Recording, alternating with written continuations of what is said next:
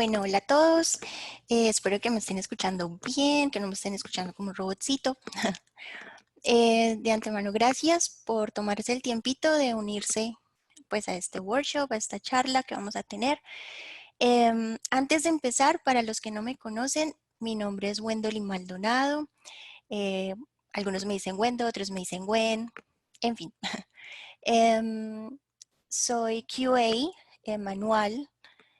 Trabajo para Gap hace 2 años y un mesecito y actualmente estoy en el proyecto de Medicuan con el rol de QA manual y esperando con ansias para que más adelante ya pueda incursionar en la parte de automation. Previo a Medicuan estuve en el proyecto de Akron, donde allí sí tuve un añito en esta parte de automatización y también por la parte manual. Entonces, bueno, bienvenidos. Cabe aclarar que si alguno de ustedes tiene alguna duda o algún aporte que hacer durante la charla, es súper bienvenido. Estamos rodeados de gente muy tesa, de gente muy pro, entonces es súper bienvenido cualquier aporte que ustedes quieran hacer y vamos a empezar.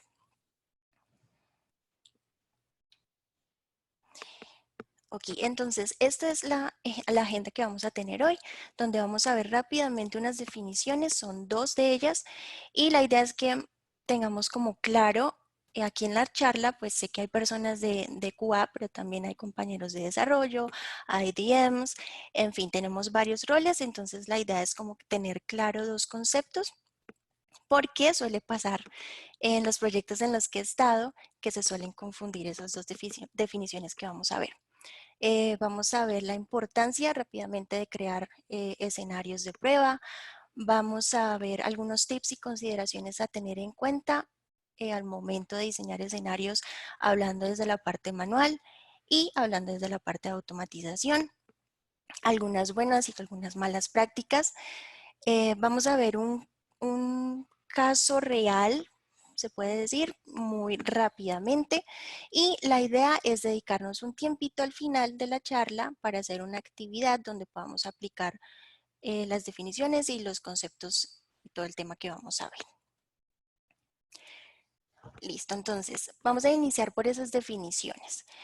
Resulta que antes de darles como el concepto, en algunos proyectos me ha pasado, bien sea en Gap o en otras compañías, en donde me pueden decir como, Gwen, ¿cómo vas con el diseño de los escenarios de prueba?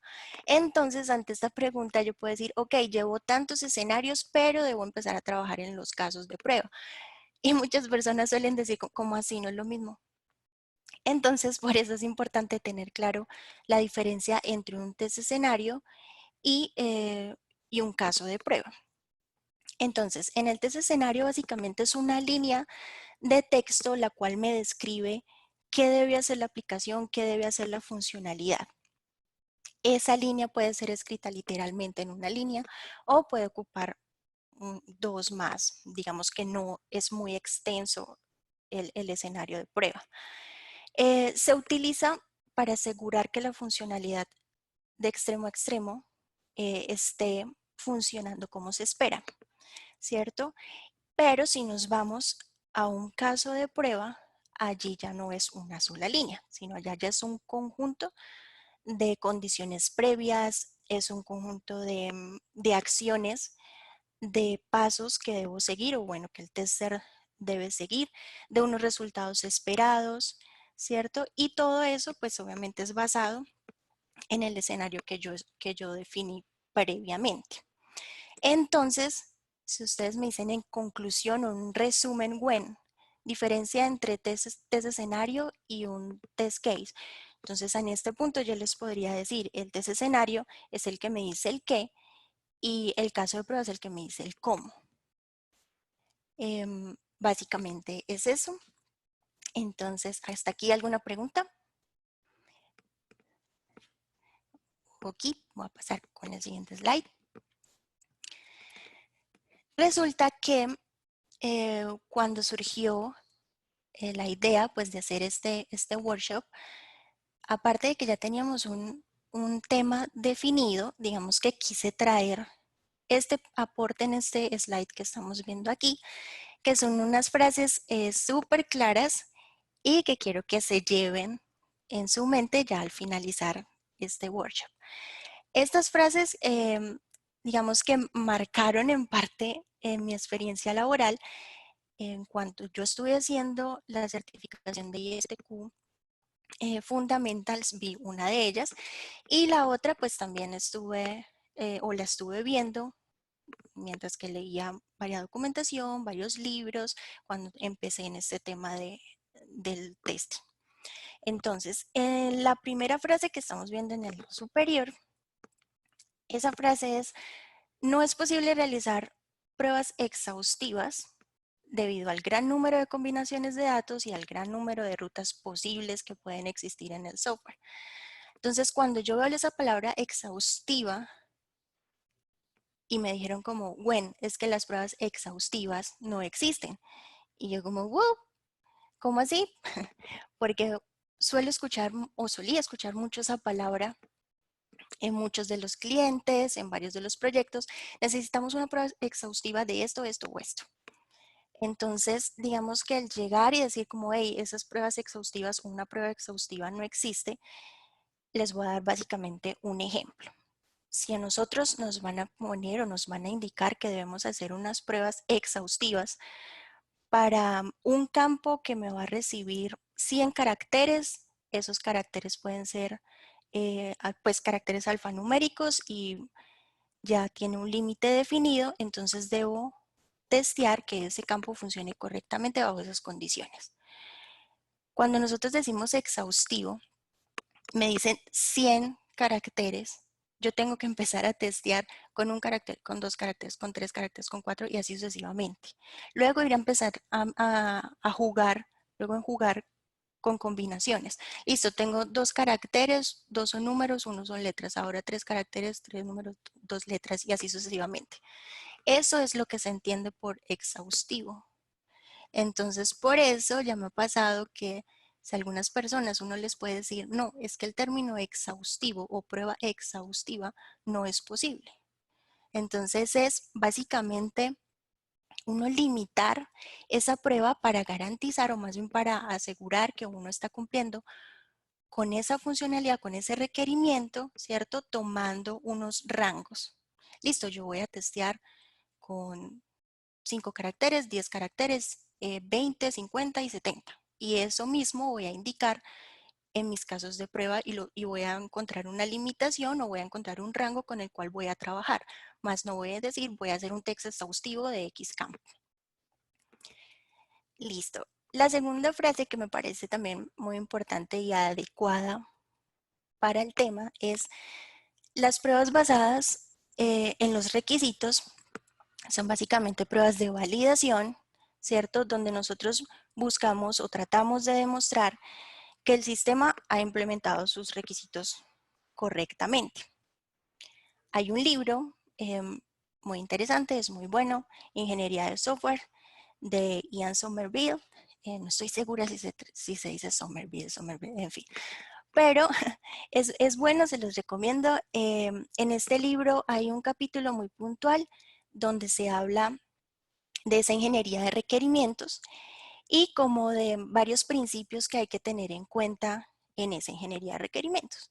Y allí dicen que los requerimientos deben poderse probar, ¿cierto? Que deben ser escritos de tal forma que nosotros podamos diseñar una prueba para que un usuario final, un observador pueda comprobar que ese requerimiento satisface lo que se está buscando. Entonces, ese es el fin. O sea, el fin es que yo pueda hacer esa comprobación, ¿cierto? Que ese requisito sí pueda ser llevado a una prueba. De lo contrario, pues se podría estar, digámoslo así, incumpliendo con ese principio de una ingeniería de requerimientos que debe ser muy claro y que debe ser súper específico al momento de empezar a diseñar. Entonces, quería que se llevaran básicamente como esas dos cositas que la verdad me han ayudado y me han aportado mucho pues a lo largo de mi experiencia profesional. Listo. Vamos a hablar ahora por qué es importante crear escenarios de prueba. Tal cual como lo vimos en el slide anterior con esas frases que les indiqué. Básicamente es para comprobar que esos flujos del negocio en el cual yo estoy, en el cual estoy trabajando, en el proyecto que esté involucrado, estén funcionando como se espera y como el cliente lo espera. Entonces, para esto, nosotros como tester necesitamos entender y ponernos en los zapatos de un usuario final para comprobar, ¿cierto? Todas esas funcionalidades, para poder ir haciendo las acciones que podría hacer un usuario final, que podría ser cualquier persona que vaya a usar la aplicación o el sistema. Entonces necesito ponerme en esos zapatos de ese usuario final, ¿cierto? Y también yo necesito preparar ese escenario de mi prueba, ¿cierto? ¿Cómo así preparar? Porque yo a veces, o no a veces, sino nosotros necesitamos ciertos parámetros para tener en cuenta y tenerlos listos antes de yo empezar a ejecutar pruebas como loco. Entonces yo para esto, o el tester para esto, necesita consultar con el cliente, necesita tener cierto tipo de reuniones, o puede que en muchos proyectos, porque pasa, y actualmente en el proyecto en el que estoy es así, pues nosotros no tenemos contacto directo con el cliente. He trabajado con proyectos en el que sí tengo contacto directo con ellos y en el que no, pues con el usuario final del sistema, y hay una persona en medio que es la persona de requerimientos, pero nosotros sí debemos tener la claridad de cuáles son esos requisitos que nosotros necesitamos para tener un entorno preparado y poder trabajar en ese escenario de prueba.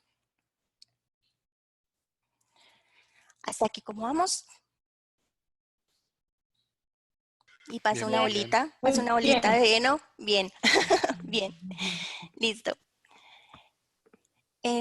Bueno, antes de seguir, entonces como les mencionaba, o sea, todo este tema que estamos viendo aquí es basado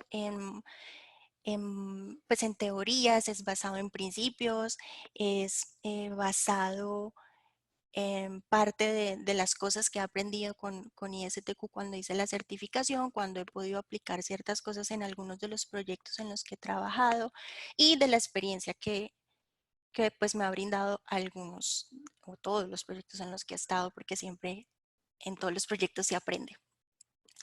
Ok, cuando nosotros hablamos de test escenarios desde el punto de vista manual, aquí debemos tener varias consideraciones y varios tips que son con los cuales yo he trabajado. Entonces, como el escenario debe cubrir la funcionalidad, como hemos venido diciendo, de principio a fin, yo necesito ese contacto o necesito esas características previas a tener en cuenta para poder trabajar y cubrir desde una parte inicialmente manual. Esas consideraciones que pueden ser, entonces para mí pueden ser el número de usuarios que yo necesito para ejecutar un escenario de acuerdo a lo que se requiera, ¿cierto? Nosotros necesitamos validar o saber esos números de usuarios. Por ejemplo, si nosotros nos centramos en, en una prueba en la que esté involucrada la parte de rendimiento o cuando esté involucrado la parte así como de performance, por ejemplo, si yo estoy trabajando en una aplicación donde van a ingresar N usuarios al tiempo, qué pasa si ingreso con 100, qué pasa si ingreso con 200, etc, etc.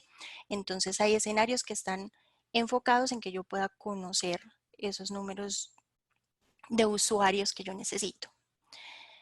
Cuando hablamos de las herramientas que yo necesito para ejecutar una prueba, a veces nosotros nos hemos cruzado, topado con proyectos en los que se embeben o hacen el llamado a otro tipo de aplicaciones que pues que no están directamente desarrolladas dentro del sistema.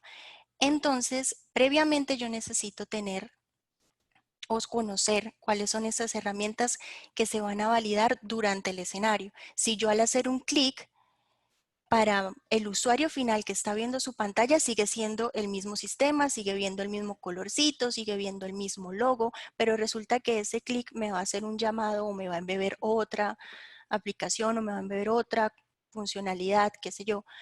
Entonces necesito saber o necesito garantizar que en el momento en que yo haga ese clic, yo ya sepa cuál es esa herramienta que estoy llamando, cuál es esa aplicación que está llamando adicional, para que no me coja desprevenida y yo decir, ok, esta sí es la que yo estoy esperando, sí me apareció la que estoy esperando y no que se quedó ahí en blanco. Entonces necesito saber esas herramientas y contar con lo que deba. Los ambientes también súper importante, yo creo que todos los que estamos aquí también lo tenemos súper claro. Esos datos que yo necesito, si yo voy a trabajar o necesito exactamente los mismos datos que se dan en producción, no vaya y sea que si yo creo, no sé, una contraseña, se me ocurre algo así tonto, que yo vaya a crear una contraseña y la cree con 1, 2, 3, 4, 5 y me permitió crearla, entonces también necesito que sea 1, 2, 3, 4, 5 y una letra y un carácter especial. En fin, necesito tener un ambiente que cuente con las características apropiadas, bien sea hablando desde datos o las herramientas que mencionábamos anteriormente, para yo poder pasar a ejecutar mis casos de prueba que hacen parte de ese escenario o de esos múltiples escenarios. Luego, tenemos los casos de prueba necesarios para cubrir el escenario que yo necesite. Entonces, muchas ocasiones yo puedo decir, este test necesita o puede surgir 1 o 2 casos de prueba, pero también tengo test escenarios que me puedan mandar a 8, 9 casos de prueba. Entonces necesito tener la claridad, o más bien necesito diseñar con el fin de que yo pueda cubrir ese escenario con los test cases que sean óptimos y que estén cumpliendo con ese escenario, valga la redundancia, que yo voy a validar. Ya un poquito más adelante lo vamos a entender si de pronto algunas personas todavía están confundidos con test escenario, test case, escenario, test case. Entonces, básicamente esos son como los tips y las consideraciones a validar cuando hablamos desde la parte manual. Ahora, si nos vamos a la parte de automatización, obviamente ya pasamos la parte manual, que es la que me va a cubrir de inicio a fin.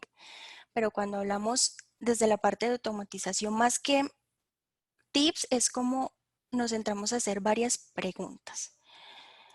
Básicamente debemos iniciar por el objetivo de ese escenario de prueba que se va a automatizar, ¿cierto? Comprender el valor que le puede generar ese escenario al momento de automatizar, el valor que le puede generar al cliente. Si eso que yo voy a automatizar va a ser una prueba estática o va a ser dinámica, ¿cierto? Si va a ser repetitiva o no lo va a ser. Entonces ahí nos surgen varias preguntas, como cuáles.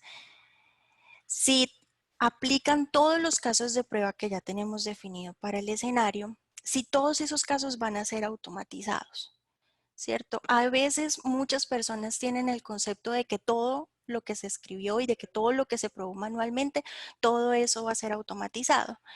Y no es así, ¿cierto? Porque básicamente un escenario de prueba que se crea inicialmente para pruebas manuales y luego se van a automatizar, necesitan de un tiempo, ¿cierto? Para desarrollar esa automatización.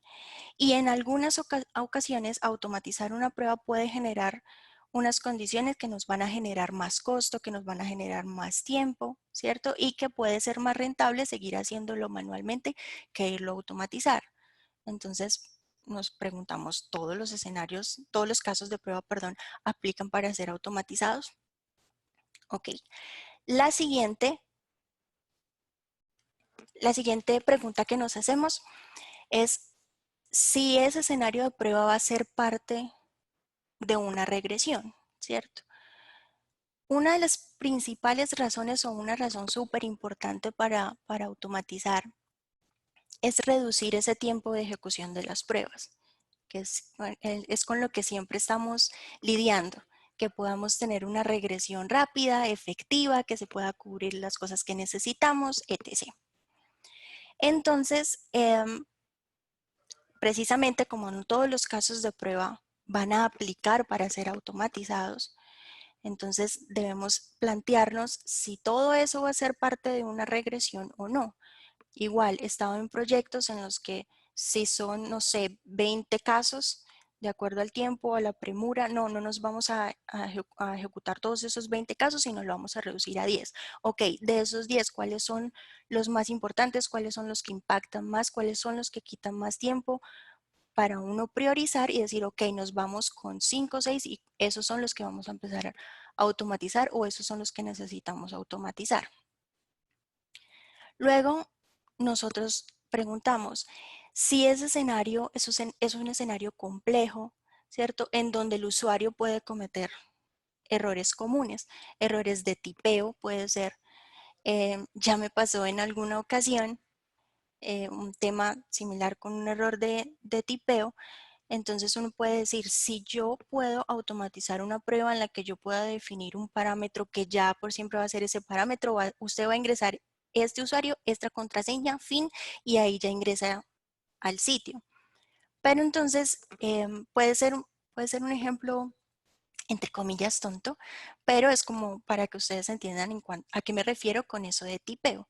Para uno estar cometiendo errores al momento de escribir, si uno puede definir una variable ya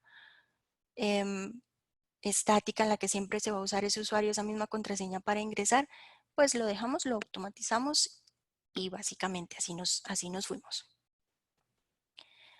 Luego, la siguiente pregunta que nos vamos a hacer es si hay algún tipo de riesgo o si vamos a si vamos a tener, perdón, algún tipo de riesgo automatizando, pues si le vamos a generar un riesgo al negocio. Básicamente esto está enfocado en el impacto que podemos generar automatizando, ¿cierto? Porque aquí incurre tiempo, incurre costos, incurre rendimientos. Para muchos de los que están en la charla es muy común que cuando nosotros, por ejemplo, mandamos a ejecutar un set de automatización, ese sitio queda exclusivamente para la ejecución de esos automation y o sea, hablando desde el punto de vista manual, no se puede tocar porque si entramos y tocamos algo, se cae. Entonces el cliente debe ser consciente como, ok, nosotros necesitamos un ambiente en el que podamos usarlo para automatización porque tenemos personas que también hacen pruebas manuales y no los vamos a dejar mirando para el techo mientras que se ejecuta la automatización. Entonces, que ellos conozcan como esos riesgos o ese impacto que puede generar el automatizar sus procesos. Y muchos de ellos no lo tienen en cuenta, o sea, muchos de ellos piensan como, ah, bueno, si usted me automatiza esto, va a ser un robotcito súper chévere, mejor, nos va a quitar el tiempo, y pues no piensan en los costos, en lo que eso acarrea. Y finalmente, otra pregunta que nos podemos hacer es, ¿ese caso de prueba que vamos a automatizar es repetitivo o no lo es? ¿Cada cuánto nosotros tenemos que pasar por cierto flujo para llegar a otro? ¿Cierto? Vuelvo otra vez a lo del login. Yo no puedo ir a crear un formulario sin previamente haber hecho un logueo, ¿cierto? O puede que el sitio reciba tanto usuarios registrados como no registrados, pero para yo crear ciertas cosas sí necesito estar registrado, pero para crear otras no. ¿Cuántas veces tengo que estar registrado? ¿Cuántas veces tengo que registrarme para ir a crear esto o aquello?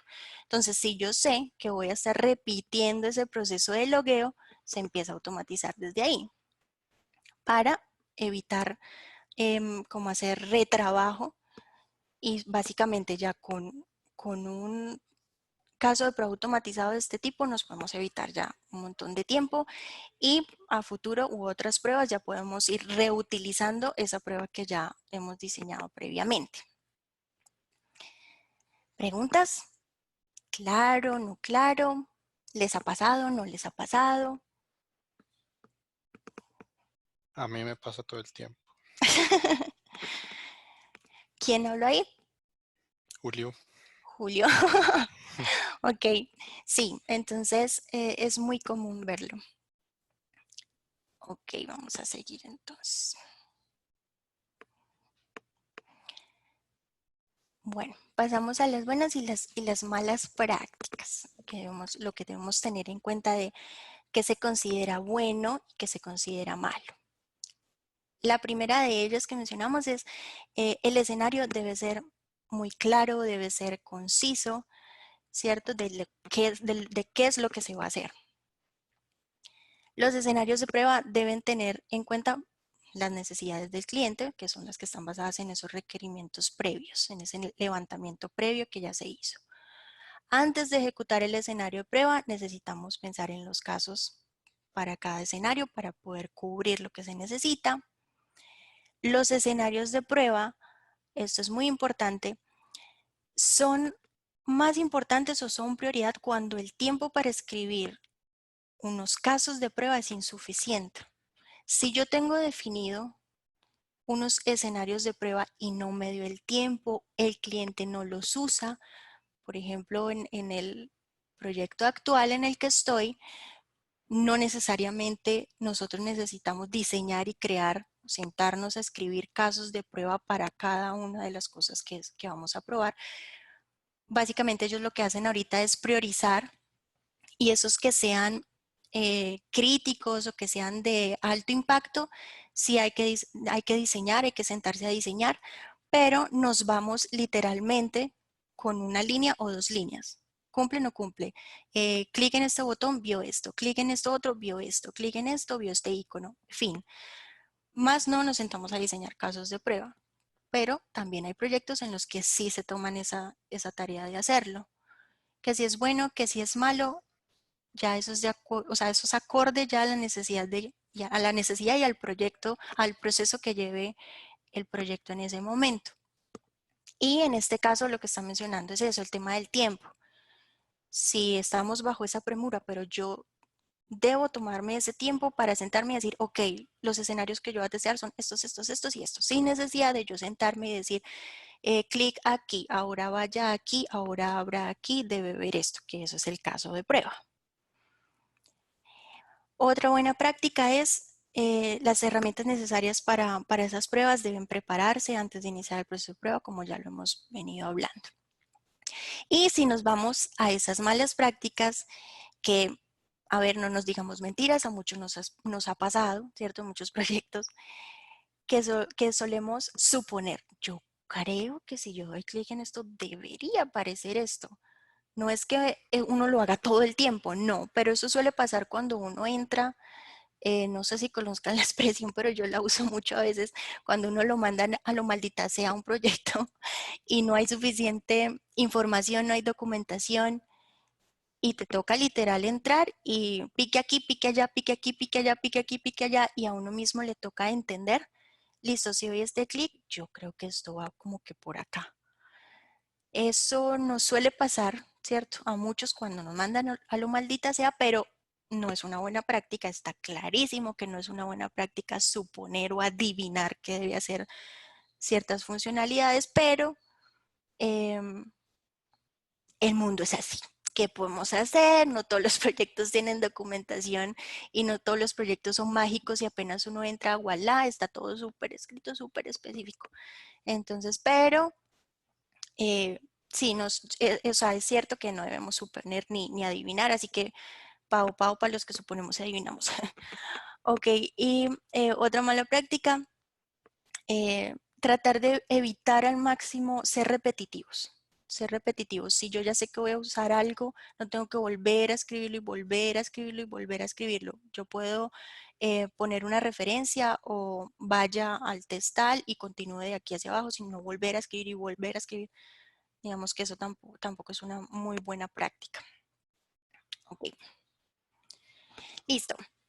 Ya vimos como toda esa parte teórica. Aquí les traje un ejemplo, digamos, muy sencillo, pero que puede mostrarles o aclararles un poquito más lo que ya vimos. Entonces, en el ejemplo, si se fijan la estructura, tengo una estructura de un caso de uso con un ID en el cual me dice verificar y validar la funcionalidad de extremo a extremo de un sitio web donde solo los clientes registrados deben entrar en este sitio con credenciales válidas y hacer un pedido, ¿cierto? Hacer una orden de lo que se esté vendiendo. Entonces, si ustedes se fijan en el cuadrito que está abajo, miren que tenemos caso de uso, el ID, UC001, UC001, pero si nos vamos a la columna del escenario, del ID del escenario, allí ya aparecen dos escenarios definidos. Y si se van al extremo, dice número de test cases, hay 6. 6 test cases definidos para ese escenario y para el siguiente hay 8. Entonces, ahí ya lo que les venía mencionando, puede que un escenario me tome 1 o 2 casos de prueba, pero hay unos que tienen 8, 10, 11. Eso es de acuerdo a la complejidad de lo que yo vaya a testear, ¿cierto? En el escenario 1 me dice básicamente validar la funcionalidad de inicio de sesión del sitio, ¿cierto? Para asegurarme de que solo los clientes registrados pueden acceder. Pero si me voy entonces al escenario 2 es validar el orden de llegada de esos pedidos. Entonces son dos escenarios definidos para cumplir con ese caso de uso inicial. Ahora, si yo me voy ahora a este cuadrito, miren que la primera columna me indica el ID del escenario y ahí solo está tomando el TS001, ¿cierto? Que era el definido, el primero que se definió.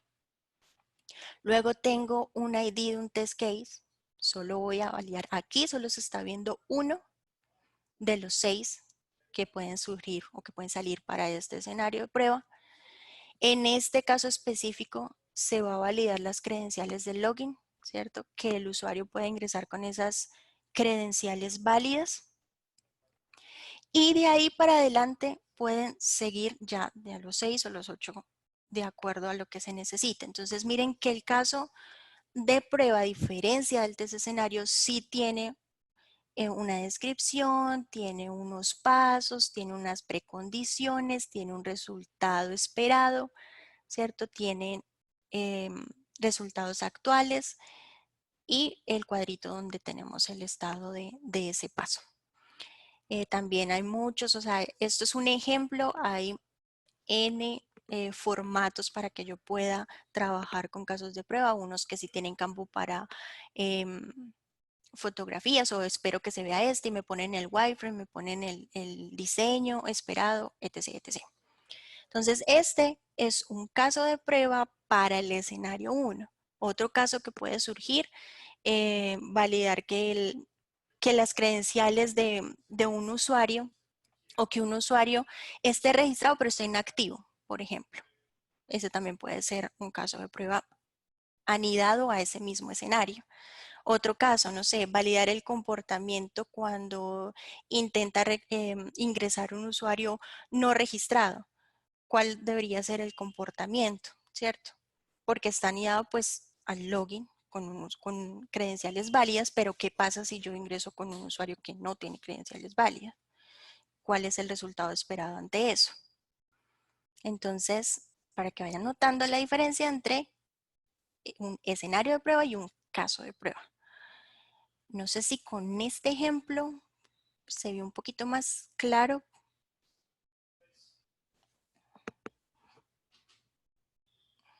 Sí, está más claro. Gracias. Gracias al que respondió. Ok, listo. Aquí la idea ya es como llevar a la candela eso que acabamos de ver. Les voy a mandar un carretazo chiquito para que podamos ir a la actividad, ir a desarrollarla.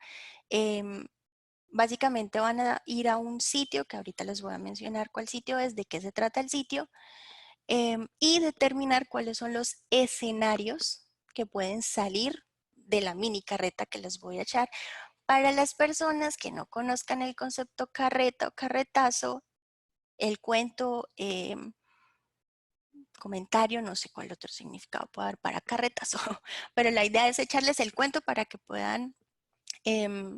puedan entender cuál es el objetivo de la actividad o cuál es el objetivo, cuál es el caso de uso que que vamos a sacar de aquí para que ustedes luego vayan y solitos lo piensen, lo mediten, vean el sitio y volvamos y me digan, ok, bueno, yo creo que los escenarios para validar esto pueden ser estos, estos y yo automatizaría estos y estos no. Entonces, esa es la idea de la actividad. Entonces, la imagen que estamos viendo aquí es un sitio del Estado, se llama Supersalud.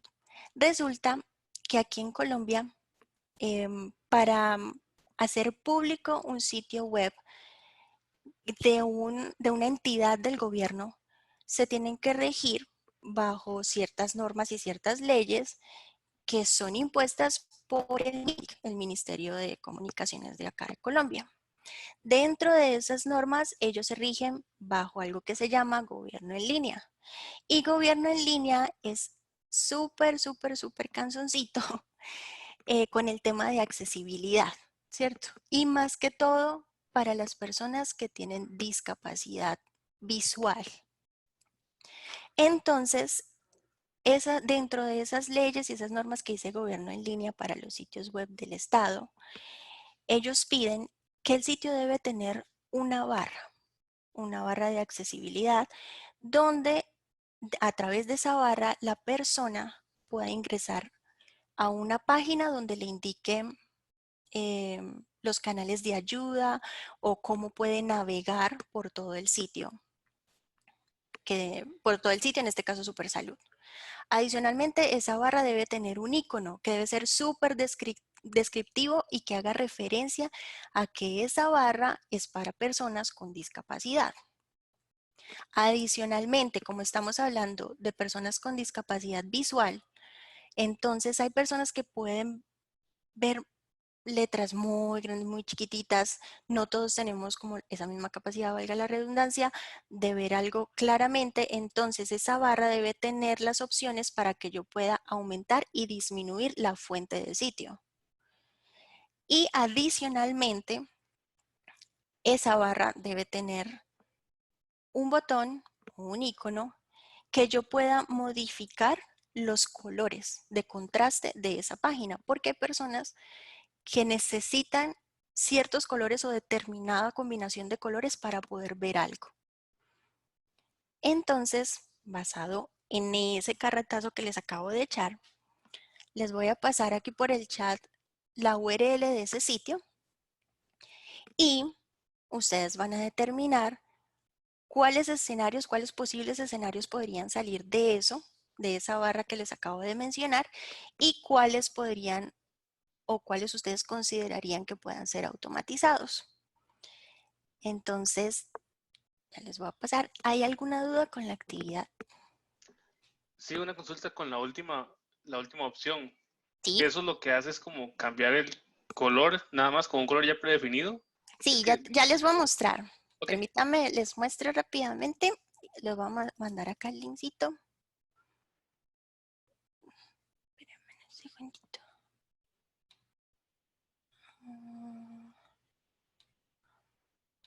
Ay,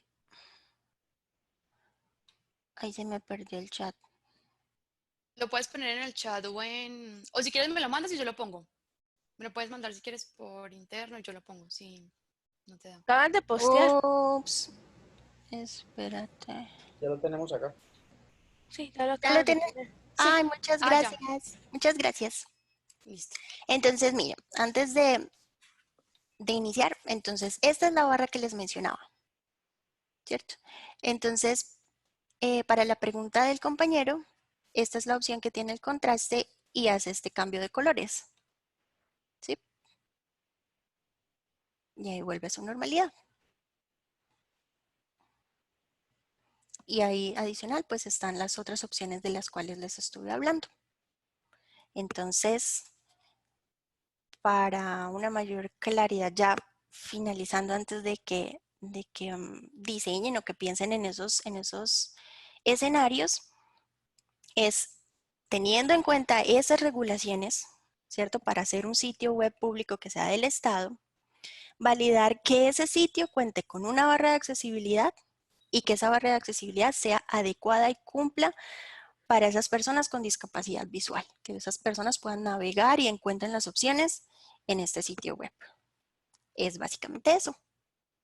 Entonces, voy a darle, son las 5:43, 7 minuticos para que ustedes definan cuáles podrían ser esos escenarios y volvemos, les muestro la solución planteada y también antes de mostrarle, ustedes necesito escucharlos, a ver ustedes qué opinan, cuáles creen que podrían ser. ¿Listo? Tolis, volvimos. Bueno, ¿cómo les fue? ¿Quién dijo yo?